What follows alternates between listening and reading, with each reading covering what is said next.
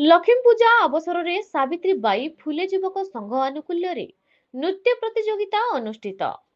କୋଲମପୁର କଳାହାଣ୍ଡି ଜିଲ୍ଲା କୋଲମପୁର ବ୍ଲକ ଦେପୁର ଗ୍ରାମ ପଞ୍ଚାୟତ ଅଧୀନସ୍ଥ ବାବୁକେନ୍ଦୁଗୁଡାଠାରେ ସାବିତ୍ରୀବାଈ ଫୁଲେ ଯୁବକ ସଂଘ ଆନୁକୂଲ୍ୟରେ ଲକ୍ଷ୍ମୀ ପୂଜା ଉପଲକ୍ଷେ ନୃତ୍ୟ ପ୍ରତିଯୋଗିତା ଅନୁଷ୍ଠିତ ହୋଇଯାଇଛି।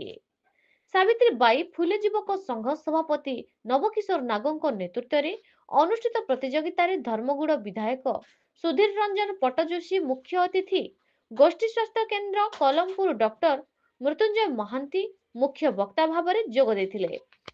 ସମ୍ମାନୀୟ ଅତିଥି ଭାବରେ ସମାଜସେବୀ ଘନଶ୍ୟାମ ନାୟକ, ଗୁଣନିଧି ଦୁର୍ଗା, ଜିଲ୍ଲା ପରିଷଦ ସଭ୍ୟା ନିବେଦିତା ହଂସ, ଦୁହିତା ମାଝୀ, ଭବାନୀପାଟଣା ବୋରଭାଟି ପଞ୍ଚାୟତର ସରପଞ୍ଚ ବିବେକ ରଞ୍ଜନ ନାଗ, ଅଙ୍ଗନବାଡି କର୍ମୀ ସସ୍ମିତା ନାଗ, ଗୀତା ମାଝୀ ପ୍ରମୁଖ ମଞ୍ଚାସୀନ ଥିଲେ।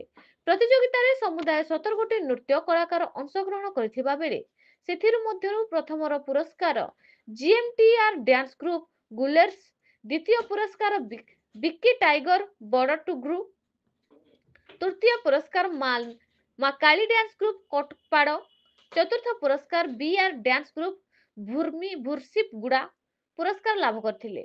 ବିଚାରପତି ଭାବରେ ଭୂମିସୁତା ନାଗ, ଦୟାନିଧି ବାଣୁଆ, ଏସ୍ ସୂର୍ଯ୍ୟ ପ୍ରତାପ, ସାଧୁରାମ ସାହୁ ଦାୟିତ୍ୱ ତୁଲାଇଥିଲେ।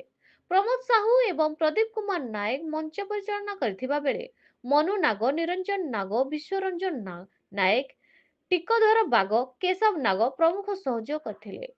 ଲକ୍ଷ୍ମୀ ପୂଜା କମିଟିର ସଭାନେତ୍ରୀ ଅହଲ୍ୟା ସାହୁ, ଉପସଭାପତି ଉଜ୍ଜଳ ନାଗ, ସମ୍ପାଦିକା ରମଣୀ ନାଗ, ସହ ସମ୍ପାଦିକା ଚନ୍ଦନ ବାଗ, କୋଷାଧ୍ୟକ୍ଷ ଅଷ୍ଟମୀ ନାଗ ନିଜର ଦାୟିତ୍ୱ ନିର୍ବାହ କରିଥିଲେ। ଅତିଥିମାନଙ୍କ ଦ୍ୱାରା ପୁରସ୍କାର ପ୍ରଦାନ କରାଯାଇଥିଲା। କଳାହାଣ୍ଡିରୁ ପ୍ରଦୀପ କୁମାର ଡଙ୍ଗରିଆଙ୍କ ରିପୋର୍ଟ, ନ୍ୟୁଜ ଓଡ଼ିଶା ଟିଭି।